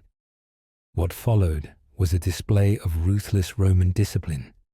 In a pitched battle, Caesar's legions engaged the Helvetii head-on. The fighting was savage and prolonged. Caesar, ever the tactical genius, used both terrain and deception to fracture the enemy's cohesion. When it was over, tens of thousands lay dead. The survivors, bloodied and humiliated, were ordered to return to their burned homeland. They had no other choice. Caesar did not seek their extermination, but he ensured their defeat would echo across Gaul as a warning. Rome's patience had limits. The victory electrified Rome. Caesar's name was now spoken with both awe and apprehension. But the campaign had only just begun. Gaul, vast and untamed, held more danger ahead. Not long after the Helvetii defeat, Caesar received an urgent plea from the Aedui, a Gallic tribe allied with Rome. They were under siege, not from fellow Gauls, but from a foreign power, a Germanic king named Ariovistus. Ariovistus had once been declared a friend of Rome by the Senate, a recognition of convenience granted to prevent conflict, but friendship had turned to menace. The Germanic leader had crossed the Rhine with his warriors and begun carving out his own domain in eastern Gaul, extorting tribute, seizing land, and treating Gallic allies like subjects. Caesar recognized the shift immediately. Ariovistus was not just a problem for Gaul. He was a long-term threat to Roman authority in the region. And worse, he was setting the precedent that Rome's borders could be tested. Caesar acted swiftly, summoning his forces and marching east. Diplomacy failed. Ariovistus scoffed at Caesar's threats and mocked his legitimacy. War was inevitable. In the shadow of the Vosges Mountains, the two forces collided. Ariovistus's warriors, tall and terrifying in appearance, fought with a ferocity that shook even Caesar's veterans. For a moment, Roman lines wavered. Fear began to creep through the ranks. Sensing the danger, Caesar didn't retreat. He moved forward, personally rallying his men, reminding them of their training, their honor, and what defeat would cost. The tide turned. With iron discipline, the legions closed ranks, repelled the assault, and then shattered the enemy line in a sudden, coordinated surge. Ariovistus fled, barely escaping across the Rhine with what remained of his army. His threat had vanished, but Caesar's legend had grown. In less than a year, he had repelled 2 major invasions, crushed thousands of warriors, and proven that Roman authority in Gaul would not bend. He wasn't just defending territory. He was redefining Rome's reach. With the east stabilized, Caesar turned his gaze north. A storm was building. The Belgae, a fierce confederation of tribes in northern Gaul, had seen enough. Alarmed by Roman expansion and bound by shared fear, they united. It was the largest tribal alliance Caesar had yet faced. Dozens of chieftains, thousands of warriors, and a singular goal: stop Rome's advance before it reached their villages. Caesar didn't wait for them to come south. He struck first. He moved with blistering speed, splitting his forces to prevent the Belgae from concentrating their strength. Tribe after tribe fell back or surrendered, but one, the Nervi, chose to fight, and they fought like demons. At the Battle of the Sabis River, the Nervi ambushed Caesar's legions during a vulnerable moment, while they were still fortifying camp. The attack was sudden and vicious. Roman lines were thrown into chaos. Units became separated. Panic spread. At one point, the situation became so dire that Caesar himself entered the fray. Disregarding his rank, he grabbed a shield, rallied nearby troops, and led a desperate counterattack. Blood covered his tunic. Dust filled his lungs. He fought not as a commander giving orders, but as a soldier in the dirt. That single act, witnessed by hundreds, sealed a bond between Caesar and his men that would never break. He was not just their general. He was their brother in arms. The Romans regained their footing. They reorganized. And then they crushed the Nervi with relentless force. What had begun as a near disaster ended in total victory. The Nervi were nearly annihilated, destroyed so thoroughly that Caesar later expressed regret at their fate, noting in his commentaries that they had fought with honor and desperation. With northern Gaul subdued, Caesar turned west. The Atlantic coast remained largely autonomous, ruled by maritime tribes like the Veneti, who controlled trade routes and coastal cities. Unlike the land-bound tribes, the Veneti were masters of the sea, nimble, experienced, and arrogant. To deal with them, Caesar had to become a naval commander. He ordered the construction of a Roman fleet from scratch, assembling ships and sailors with unrelenting urgency. When the fleets clashed, the Veneti relied on speed and agility.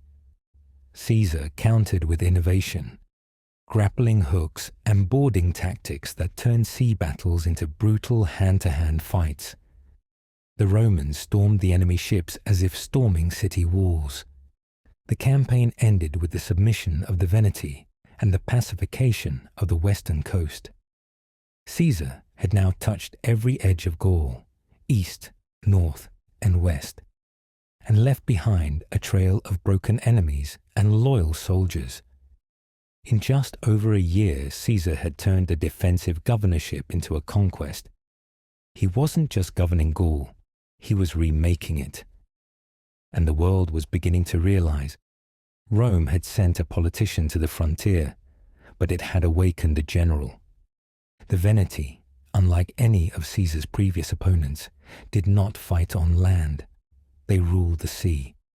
Their territory sprawled along the wild Atlantic coast of northwestern Gaul, and their power came not from cavalry charges or shield walls, but from sleek ships and mastery of the waves. Their vessels, built for speed and stability, were made of heavy oak with high bows and leather sails. These were not flimsy riverboats. They were war-tested, storm-forged crafts meant to outmaneuver any Roman pursuit, and the Veneti knew it. They were confident that Caesar's legions, powerful on land, were helpless against a maritime enemy. Caesar, of course, refused to accept such limits. He ordered a navy built from scratch, a feat almost as ambitious as any of his land campaigns. Shipwrights were summoned, crews were trained, coastal bases were fortified. He didn't just mimic the Veneti, he adapted. He gave his ships reinforced hulls and added special rigging for boarding maneuvers. His innovation came in the form of grappling hooks, launched with ballistae, and long boarding ramps that could be slammed down onto enemy decks. Caesar wasn't interested in a traditional naval duel.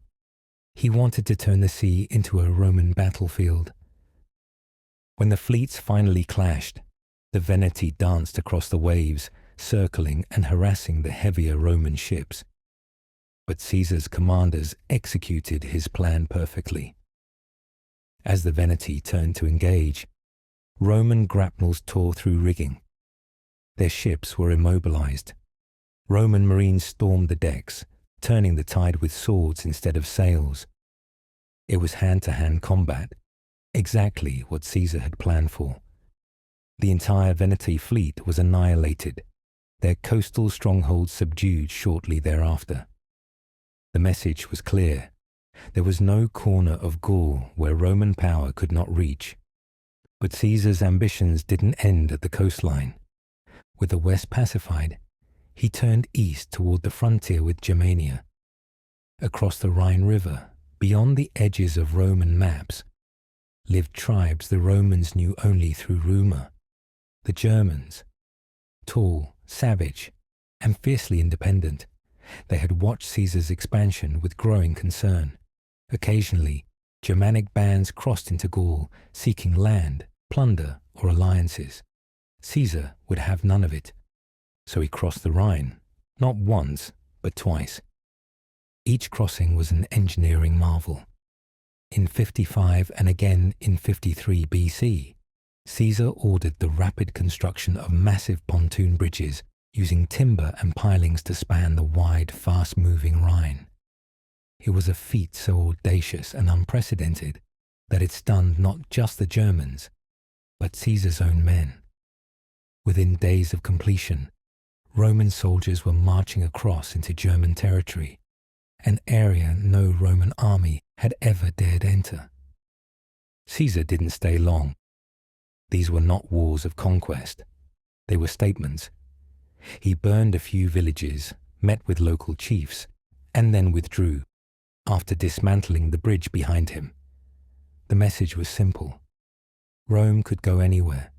No river, forest, or border was a barrier. The Germans had once believed themselves beyond Rome's reach. Now they knew better. Then, in a move even bolder, Caesar turned his gaze west and north, across the sea. In 55 BC, Caesar launched an expedition to Britain, an island that existed in Roman minds more as myth than reality. No Roman army had ever set foot there. Its tribes were unknown, its terrain uncharted. Most believed it was beyond the edge of the world. But Caesar wanted to go. not because Britain posed an immediate threat, but because its very existence outside Roman control was unacceptable. The first expedition was small and exploratory. Storms battered the fleet. The landing was difficult, the resistance fierce. But Caesar returned the next year, in 54 BC, with a larger force and better preparation.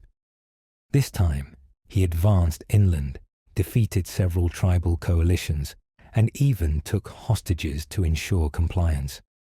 He did not conquer Britain, not fully, but he did what mattered most. He went, and for the people of Rome, that was enough. News of the expedition stunned the capital. The sheer daring of marching to the Rhine, crossing into Germania, then sailing across an ocean to land in a mysterious world, it electrified the Republic. Caesar was no longer just fighting battles. He was rewriting the boundaries of the known world. For 6 years, Caesar advanced almost unchecked. He subdued hundreds of tribes, built cities, opened roads, and turned Gaul into a Roman province in all but name. Whenever a spark of rebellion rose, he stamped it out with swift and overwhelming force. He combined the relentlessness of a conqueror with the vision of an architect, shaping Gaul not only through violence, but through infrastructure, governance, and fear. But Gaul was not yet finished. In the winter of 53 BC, a man named Vercingetorix rose from the central Arverni tribe. Young, charismatic, and fiercely intelligent, he did what no one else had managed to do. He united the Gauls. Tribes that had once hated each other now set aside blood feuds and pledged loyalty to a single cause, resisting Rome. Vercingetorix burned his own fields and villages, denying Caesar's legions food and shelter. He avoided direct battle, choosing instead a campaign of attrition. His strategy was brutal, but effective. Caesar was drawn into a desperate pursuit through hostile terrain, his men exhausted and hungry. It was a war unlike anything he had fought before, one of movement, supply, and endurance. Finally, in 52 BC, Vercingetorix and his forces retreated to the fortified city of Alesia, a hilltop stronghold surrounded by cliffs and open plains. Caesar saw the opportunity and pounced. He ordered the construction of 2 massive rings of fortifications, one encircling the city to keep the Gauls in, and another facing outward to keep reinforcements out. It was a feat of military engineering so complex that modern armies still study it. The siege lasted for weeks. Inside Alesia, famine took hold. Outside, a massive Gallic relief force gathered and attacked. Caesar's army was now surrounded, fighting on 2 fronts, outnumbered and isolated. And yet they held. Through discipline, innovation, and sheer determination, the Romans repelled the relief force. Inside the city, Vercingetorix saw the inevitable. He rode out in full armor, surrendered to Caesar, and ended the greatest rebellion Rome had ever faced in Gaul. The war was over. In just 8 years, Caesar had taken a fractured, defiant region and turned it into a Roman frontier. He had brought more territory under Roman control than any general before him. Millions now lived under Roman law. The economy of Gaul shifted to feed the Republic. Roads were built, tribes were reorganized, and most importantly, Caesar's legions, battle-hardened and fanatically loyal, now looked to him not as a governor, but as a leader beyond law. He had become more than a politician, more than a general. He had become a legend. And back in Rome, that legend was about to collide with a republic that had no room left for compromise. By the time Caesar's command in Gaul neared its end, he was no longer the ambitious but vulnerable politician the Senate had exiled to the frontiers. He had become something far more dangerous, a man transformed by victory, hardened by war, and now standing at the helm of a vast, battle-hardened army that loved him not just as a general, but as a symbol of power, success, and destiny. The Senate had expected him to drown in the forests of Gaul, to vanish into the annals of military service and return as a man spent. Instead, he returned richer than any Roman senator, more admired than any living general, and with legions who would follow him through fire if he asked them to. He had conquered more land than any Roman since the founding of the Republic. He had subdued entire nations, collected unimaginable wealth, and penned best-selling commentaries that made him a household name. In Gaul, Caesar had learned to move armies like chess pieces, to break alliances with whispers and rebuild them with gold. But most importantly, he had forged an unbreakable bond with his soldiers. They would die for him without hesitation, not because they were paid to, but because they believed in him. Meanwhile, back in Rome, chaos reigned. What remained of the republican process had devolved into farce. The Senate bickered, mobs clashed in the streets, and bribery became the only functioning form of government. Violence replaced votes. Senate sessions ended in fistfights. Tribunes were assassinated. The city, once the pride of the civilized world, had become a powder keg of class resentment, corruption, and fear. Politicians no longer debated, they survived. In that fractured world, Caesar's former ally, Pompey the Great, had turned. Once brothers-in-law, political partners, and joint rulers of the triumvirate, their relationship had eroded. Caesar's success had eclipsed Pompey's legacy. His fame was brighter, his command more recent, and his popularity unshaken. Some say Pompey grew envious. Others say he was simply cornered by a Senate desperate for a champion. Either way, he chose a side, and it was not Caesar's.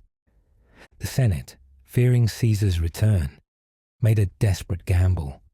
They appointed Pompey sole consul, giving him unprecedented power to restore order. In truth, it was a defensive maneuver. They hoped Pompey would rally the Republic's tattered forces and block Caesar from returning to Rome with his legions. But Caesar saw through it.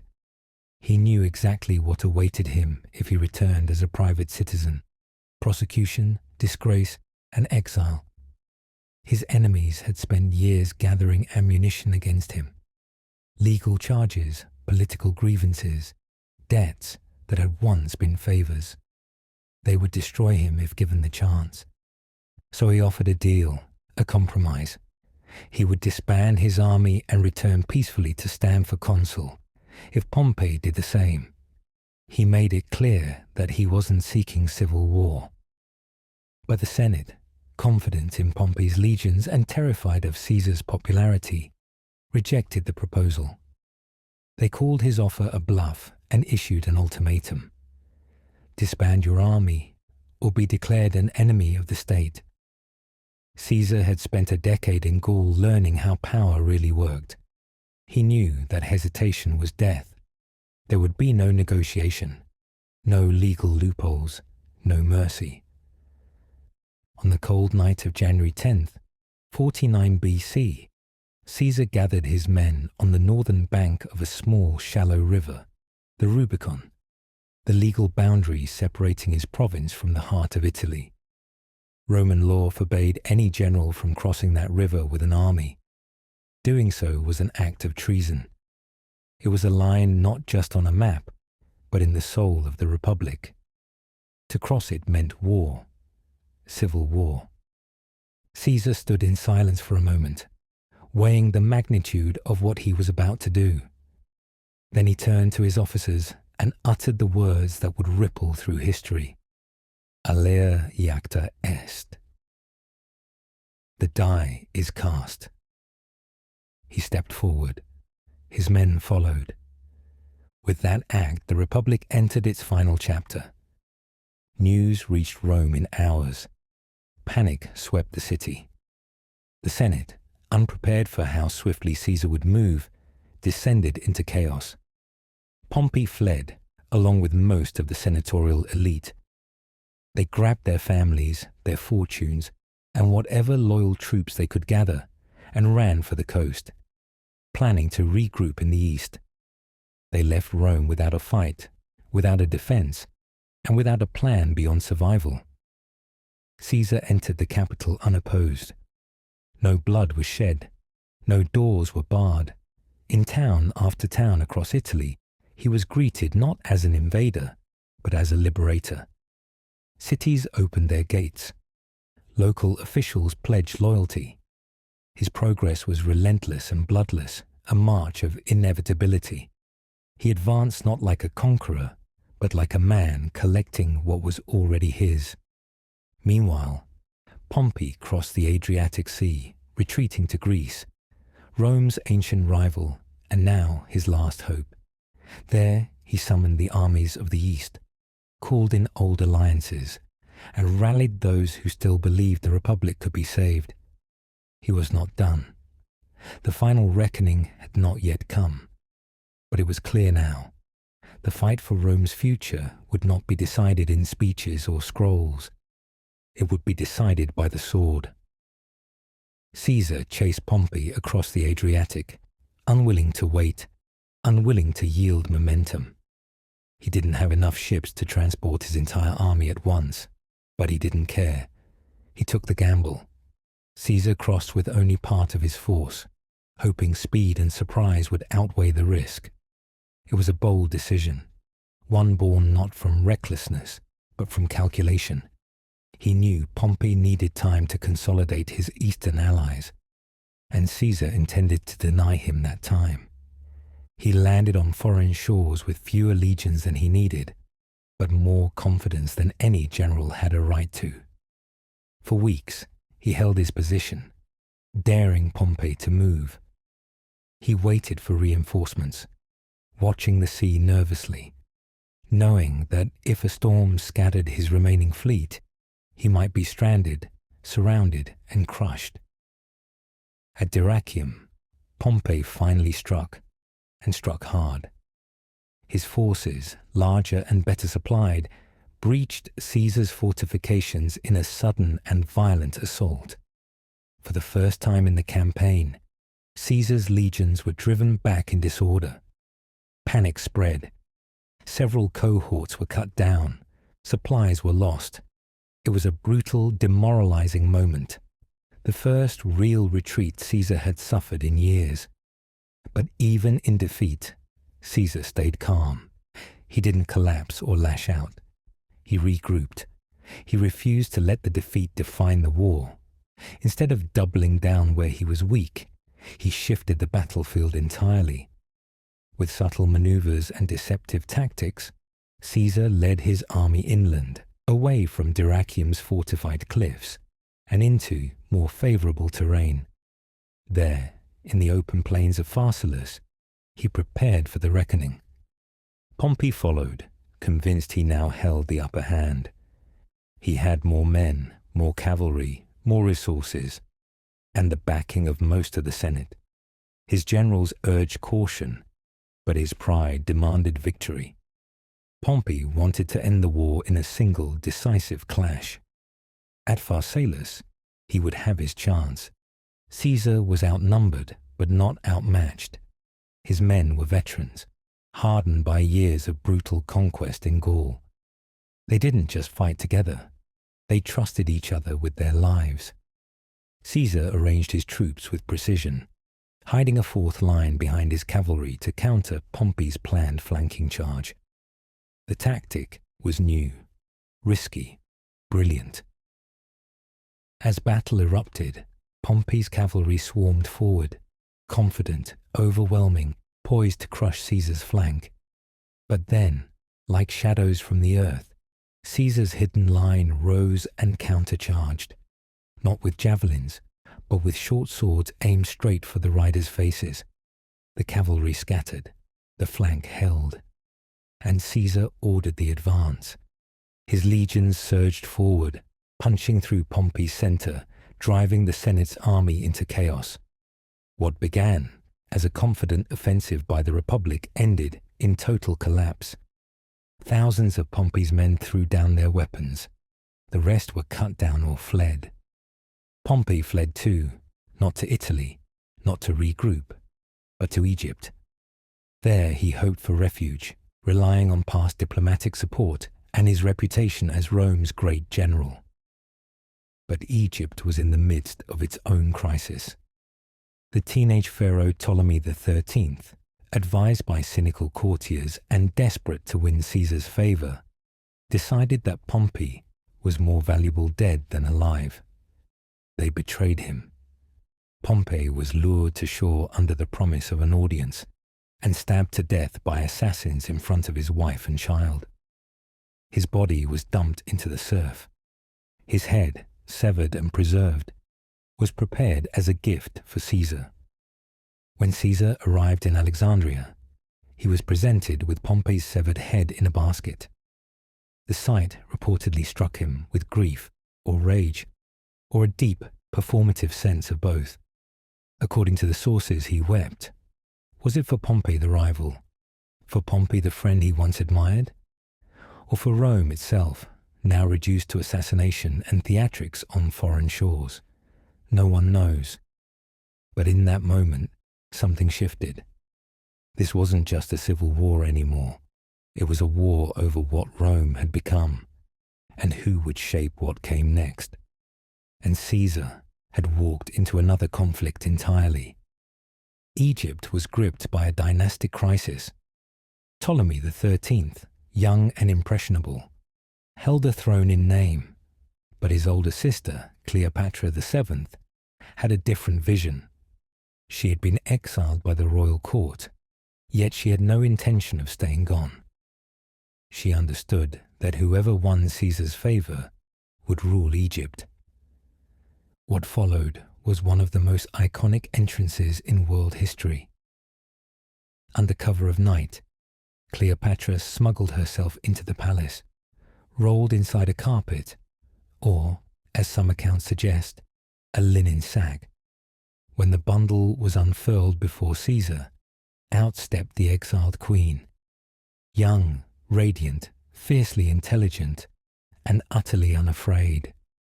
Caesar was captivated, not just by her beauty, though she had that, but by her mind. Cleopatra spoke multiple languages, understood Roman politics, and saw power not as a birthright, but a battlefield. She made her case clearly. Back her, and Egypt would not only stabilize, it would serve Rome. Caesar agreed. With Roman discipline and Egyptian intrigue, Ptolemy's forces were defeated. The pharaoh drowned while fleeing battle, and Cleopatra ascended as co-ruler of Egypt alongside her younger brother, who would serve as little more than a figurehead. But Caesar didn't leave. Rather than return immediately to Rome, he lingered in Egypt. For months, he sailed the Nile with Cleopatra, living like a pharaoh, indulging in luxury, and exploring a culture that fascinated him. It was a political retreat disguised as a romantic interlude, or perhaps the other way around. The world watched in confusion. Caesar's enemies whispered that he had gone soft, that he had lost himself in perfumes and feasts. But Caesar knew exactly what he was doing. He wasn't just indulging. He was resting, calculating, and laying groundwork for the next phase of his ascent. He had just won a civil war. He had outmaneuvered the Senate, crushed Pompey, and stabilized a major Roman client kingdom. And now, with Cleopatra at his side and Rome in his shadow, Caesar began to imagine something larger, something imperial. When he eventually sailed back to Rome, it wouldn't be as a man returning from war. It would be as a man returning from the world. Their alliance wasn't just political. Cleopatra gave birth to a son, Ptolemy XV, known more famously as Caesarion, whom she publicly declared to be Caesar's child. The name alone carried weight. Little Caesar. In doing so, Cleopatra wasn't just claiming her place at Caesar's side, she was anchoring her dynasty to the most powerful man in the Roman world. For Cleopatra, Caesarion was both legacy and leverage. For Caesar, the child was a statement. Even as he shaped Rome, he was now entwined with the future of Egypt. Yet even in this opulent world of marble palaces, perfume-scented halls, and moonlit voyages down the Nile, Caesar knew that his stay in Alexandria couldn't last forever. Rome, fractured and fragile, still demanded his hand. The Senate remained hostile. Pompey's supporters, though scattered, were not yet destroyed. Caesar's enemies had retreated, not surrendered, and the Republic, though broken, had not yet buried its past. Eventually, duty pulled him from Egypt, tearing him away from the seductive pull of Cleopatra's world. He left behind a queen enthroned, a son born of empire, and a whisper of something more than alliance, an affair that would ripple through history and ignite a later war between Caesar's successors. But for now, the conqueror returned to his campaign trail, sword in hand, mind sharpened, and ambition still unsatisfied. No sooner had he left Egypt than new flames flared to the east. Pharnaces II of Pontus, the son of the infamous Mithridates, had taken advantage of the civil war in Rome to expand his territory. He saw Caesar's distraction as opportunity, but Caesar saw Pharnaces' expansion as insult. He moved with characteristic speed. In 47 BC, before the Eastern king could fully prepare, Caesar confronted him near the town of Zela. The battle didn't last long. Caesar's legions struck with stunning speed and coordination. Within hours, Pharnaces' forces were in full retreat. The campaign was so swift, so surgical, so devastating that Caesar dismissed it with a message that would become legendary. Veni, vidi, vici. I came, I saw, I conquered. 3 words, no more were needed. The East had been pacified. Rome's enemies had been reminded that Caesar's reach did not end at the Tiber or the Nile. It stretched across the known world, and it demanded obedience. But Caesar was not finished. With the East subdued, his gaze turned westward, toward the last great stronghold of Republican resistance. In North Africa, the remnants of Pompey's faction had regrouped under the command of Metellus Scipio and the unyielding Cato the Younger. They were backed by King Juba of Numidia, who had his own scores to settle. Together, they amassed a formidable army, Roman veterans, Numidian cavalry, and the final fragments of the old order. To Caesar's enemies, this was the last hope of the Republic. To Caesar, it was unfinished business. In 46 BC, Caesar landed on African soil. The campaign was brutal. The terrain was harsh, the enemy prepared, and the stakes enormous. But Caesar brought with him legions that had followed him through Gaul, over the Rhine, across the Channel, and into civil war. These men were not just soldiers, they were his shadow, a reflection of his will. They had marched through storms, starved on muddy roads, and stared down entire nations. They had not come to Africa to lose. At the Battle of Thapsus, Caesar unleashed them. The fighting was fierce. Juba's war elephants charged the Roman lines, thundering across the battlefield in a spectacle meant to shatter morale. But Caesar's troops had seen worse. They adapted quickly, forming corridors to trap and dispatch the beasts with javelins and spears. The Numidian cavalry attempted to flank. Caesar responded with reserve cohorts, cutting them down with chilling efficiency. When the dust settled, tens of thousands lay dead. The Republican army had been not just defeated, but erased. Scipio committed suicide at sea. King Juba, finding no route of escape, took his own life. Thapsus was not just a military victory. It was a symbolic execution of the past. But one figure stood out among the fallen. Marcus Porcius Cato, known to history as Cato the Younger. He had been Caesar's most principled opponent, a man of stern integrity and unshakable belief in the Republic. He refused bribes, rejected compromise, and resisted tyranny at every turn. Even Caesar respected him. When Thapsus was lost, Cato fled to Utica, refusing to negotiate. He gathered his family and friends, wrote letters to his allies, and then, in the quiet of the night, took his own life. It was not just suicide, it was a final act of defiance. He would not live in Caesar's Rome. To many, Cato became a martyr, the last man to die for the Republic, not for power or profit, but for principle. His death was mourned by philosophers, idealists, and future generations of statesmen, who would look back and wonder what might have been, had more men like him stood firm. Caesar reportedly grieved the loss. He ordered that Cato be buried with honor, but the war had left its mark on both men, one in death and one in victory. For Caesar, Thapsus marked the end of meaningful resistance. The Senate was silent. The armies were shattered. The world had changed. He had defeated his rivals in every corner of the Republic: Spain, Gaul, the Balkans, Egypt, the East, and now Africa. He had stared down kings, senators, traitors, and friends, and he had emerged unchallenged. Caesar's name was no longer just that of a general. It had become a title, a force, a banner under which Rome would march for the next 500 years.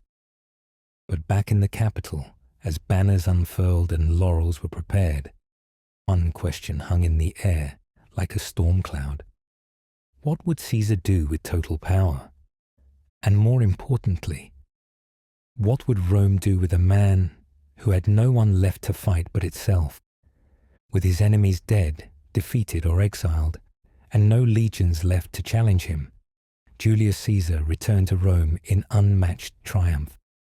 He did not sneak back into the city as a tired victor or weary survivor of civil war. He entered as a living legend, the conqueror of Gaul, the master of civil strife, the tamer of Egypt, and the breaker of the old republic's resistance. To commemorate his victories, Caesar staged not one, but 4 separate triumphs, each one more grand than the last. They were held in rapid succession, each representing a different theatre of conquest. Gaul, where he had subdued an entire nation.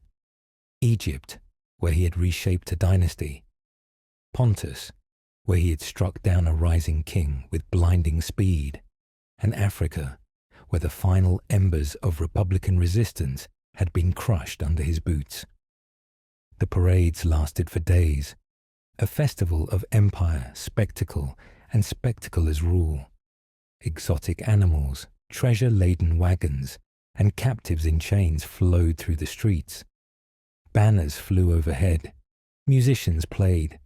The people shouted his name until their voices gave out. Rome belonged to Caesar now, not in theory, not as a consul or a proconsul, or even a temporary dictator, but in reality. He didn't need to pretend otherwise. The Senate, cowed and gutted by years of war, was now little more than an obedient audience. It no longer held Caesar accountable. It celebrated him, flattered him, and gave him every title he desired. Eventually, it handed him the most extraordinary one of all: Dictator Perpetuo, dictator for life. No Roman in history had wielded such concentrated power. Even Sulla, who had declared himself dictator during the civil wars decades earlier, had resigned after rewriting the laws. But Caesar made no such gesture. He held absolute command over the military, the courts, the treasury, and the religious hierarchy. He had the final say over every law, every magistrate, every decision. There were no vetoes, no checks, no balances.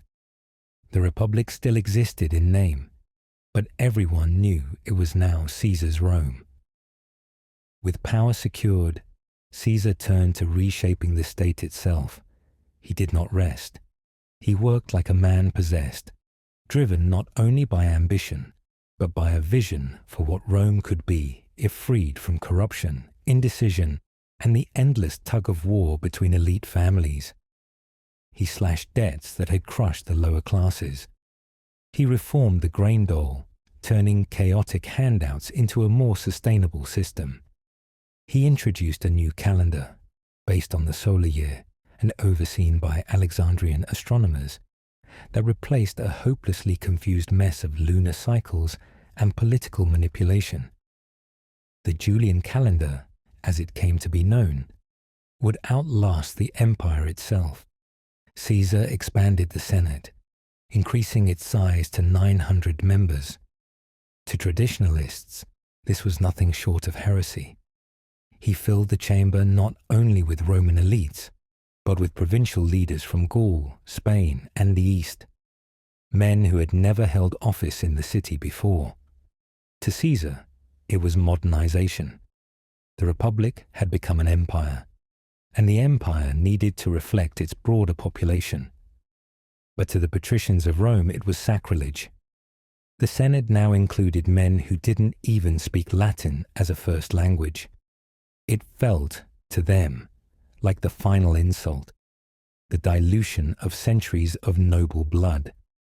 Yet Caesar pressed on. He poured resources into infrastructure and expansion. Roads were paved, temples restored. Entire cities were built to settle the thousands of veterans who had followed him across Europe and Africa. He drained marshes, widened grain storage, planned massive public libraries, and new buildings on the field of Mars. These weren't just vanity projects. They were tools of stability and control, giving jobs to the poor, land to the displaced, and hope to those who had seen nothing but war for a generation. But with each sweeping reform, resentment simmered. While Caesar governed like a monarch, he refused to call himself one. He wore a golden chair in the Senate. His face appeared on coins while he was still alive, something no Roman had dared before. Statues were erected in his image across the empire, not just as a hero, but as a divine figure. Priests began offering incense to his genius. His supporters spoke of him not just with reverence, but with awe. The old nobility watched in horror. To them, Caesar was no longer a general or even a tyrant. He was becoming a god, and Rome had no laws for gods who walked among mortals. The unease reached a boiling point at the Lupercalia festival in February of 44 BC. In front of a packed forum, Mark Antony, Caesar's loyal subordinate, approached him with a laurel crown, a symbol of monarchy. He held it out. The crowd gasped. This was it. Was Caesar about to make it official? He refused. Antony offered again. Again, Caesar turned it down. To some, it was proof of his modesty, that he did not want to be king. But to others, it was a test, a political stunt designed to measure the public's appetite for monarchy. Was the crowd truly ready? Could the Republic survive one more generation? Or was Caesar laying the groundwork for something even larger than himself? The answer wouldn't come in speeches. It would come in whispers, behind closed doors, in the corridors of the Senate, where daggers, not votes, would soon decide the fate of Rome. In the shadows of Rome's most sacred institutions, a conspiracy began to take shape. It was not led by Caesar's enemies from the battlefield. Those had already been vanquished. It was led by men he had spared, men he had forgiven, empowered, and in some cases called friends. Senators who had once fought against him in the Civil War and expected death had instead been given amnesty, office, even favor. Caesar, believing in mercy as a tool of power, had extended his hand where others would have brought the sword. But that clemency bred resentment, not loyalty. His power had grown too great, his image too divine. The traditions they claimed to uphold had been hollowed out, and in the echo of that emptiness, their fear grew. The Senate no longer ruled Rome. Caesar did. They feared he would crown himself king. They feared he would pass power to his son. But most of all, they feared what Rome would become if Caesar remained alive. And so, fear turned to action. They met in secret. 60 men from all corners of the political spectrum. Conservatives who saw the Republic slipping away, former allies who felt excluded, idealists who dreamed of restoring senatorial authority. Some were nobly motivated. Others were driven by pride, jealousy, or fading relevance. They called themselves liberators. History would call them assassins. Among them was Marcus Junius Brutus, descended from the man who had overthrown the last Roman king. Caesar had not only spared Brutus in the civil war, he had favored him, perhaps even loved him. To many, Brutus's presence in the plot made it noble. To Caesar, it would make it a betrayal beyond all others. As the conspiracy grew bolder, the signs multiplied.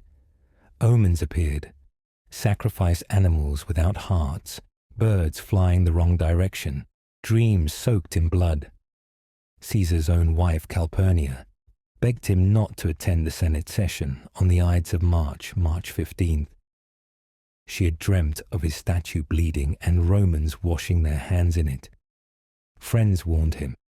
Soothsayers whispered warnings. One even told him to beware the Ides of March. But Caesar, ever the rationalist, dismissed it all. He was a man of action, not superstition. He believed himself protected, by reputation, by power, by destiny. He had crossed the Rubicon. He had faced Pompey. He had stood alone in Egypt. What could a room of senators do that the armies of the Republic had failed to? That morning, he dressed slowly. He delayed, uncertain. For a brief moment, he considered not going. But then Decimus Brutus, one of the conspirators and a trusted general, arrived and convinced him. The Senate was waiting. The Republic needed its dictator. Caesar nodded. He stepped into his litter and was carried through the streets of Rome for what would be the final time. The theatre of Pompey, where the Senate was temporarily meeting, stood as a symbol of the old Republic. A massive structure lined with statues and history. As Caesar arrived, the sun gleamed off his robes. He stepped inside surrounded by loyal aides. But once within, he dismissed them. He wanted to appear confident, unguarded, untouchable. He entered the Curia, the chamber of the Senate. All eyes turned to him. Whispers fell silent. He walked to his golden chair and sat. Around him, senators shifted, adjusted their togas, closed in. Suddenly, one senator, Tullius Cimber, stepped forward with a petition. It was a distraction. Caesar tried to wave him off. Cimber grabbed Caesar's toga. It was the signal. Then it happened. Dozens of blades flashed into the light. Caesar rose, shocked. A dagger pierced his shoulder. Another slashed his ribs.